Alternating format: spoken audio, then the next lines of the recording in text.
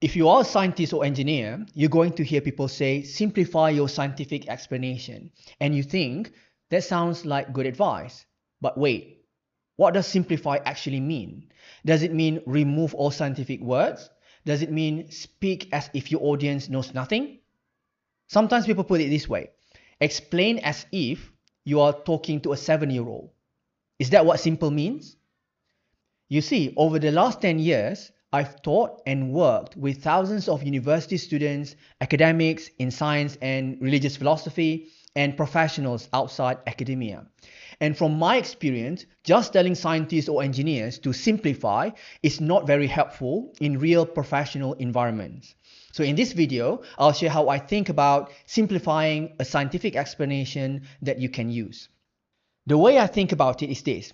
Simplification is not about removing detail. Simplification is about choosing the right level of detail for your audience. I think of it like a microscope. If you zoom in too much, you may lose sight of the whole picture. But if you zoom out too much, you lose the detail of the bacterial structure. So good communication is choosing just the right level of zoom. Let me give you a simple example. If I'm speaking to an audience with no biology background, I might say, this vaccine protects you from germs. That level of zoom can work because to that audience, the word germs means something. They may not know the technical categories of microbes, but they understand the basic idea. Something harmful can enter the body needs protection.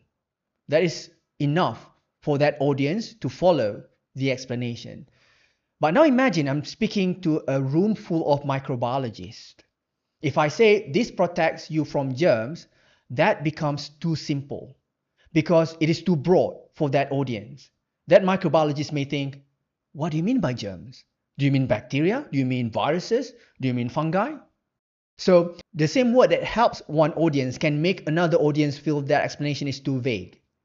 Right? So simplicity is not this one magic fixed level. The same explanation can be too complicated for one audience and too simple for another audience.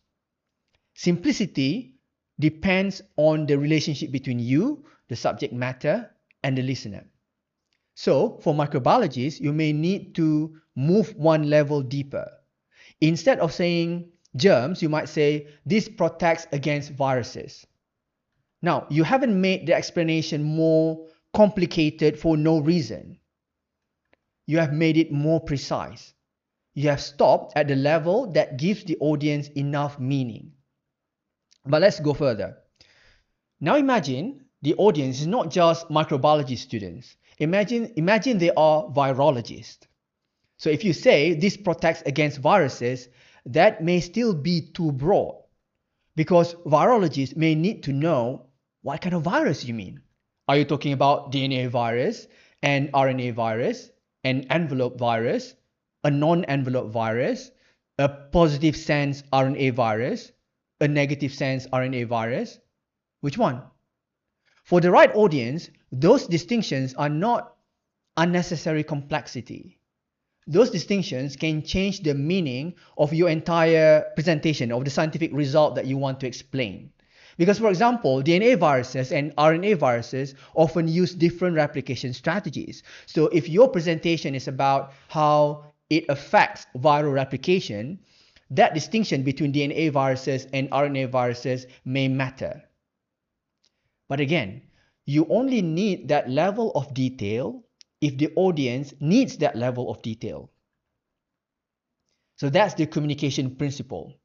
A simple scientific explanation is not the least technical explanation. Rather, it's the most useful level of explanation for your particular audience.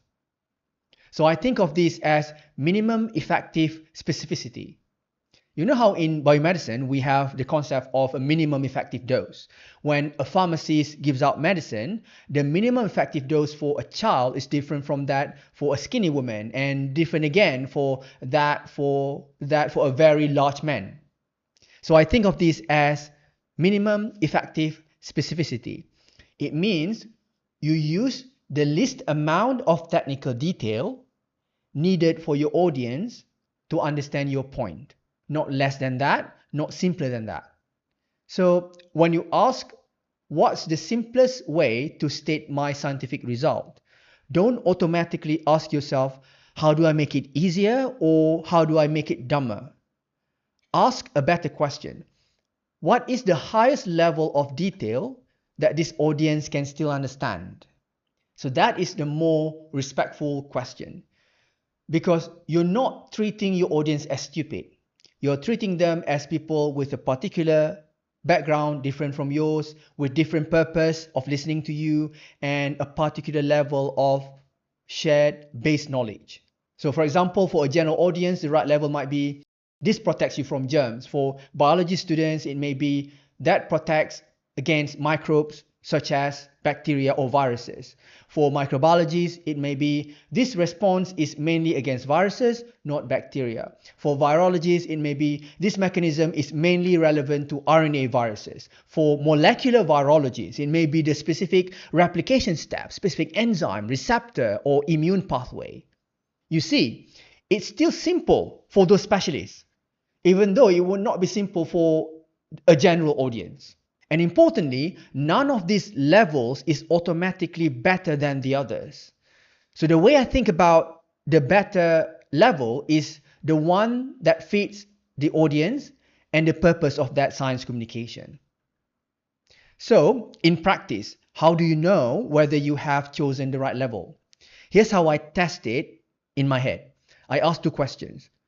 Can the person repeat it? Can the person paraphrase it or use it?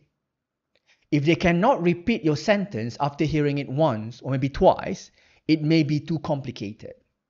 If they can repeat it but cannot explain why it matters or why it is useful, it may be too simple, too shallow. You want both. You want a sentence that people can carry in their head, but you also want a sentence that carries enough useful meaning. This is especially important when you have a mixed audience. So for example, you may have scientists and entrepreneurs and theologians all in the same room. When I'm in that situation, I don't choose between being simple versus being technical. What I try to do is I start with the shared level and then add precision in layers. So you might say, this test helps detect infection more quickly. So that gives almost everyone in the room the main idea. And then you can add more specifically, in this study, we focused on RNA viruses. So now the technical people hear the precision, but the non-technical people don't feel abandoned. That's the craft of science communication. You begin where most people can enter, and then you take the right people deeper. So, final thought. Next time, someone tells you to simplify your science, don't just remove scientific words. You ask yourself, what level of resolution, of zoom, does this audience need? What detail is necessary? What detail is unnecessary for this particular presentation at this stage? And most importantly, you ask yourself, can they repeat it and can they use it? So that's how I think about how to simplify scientific explanations.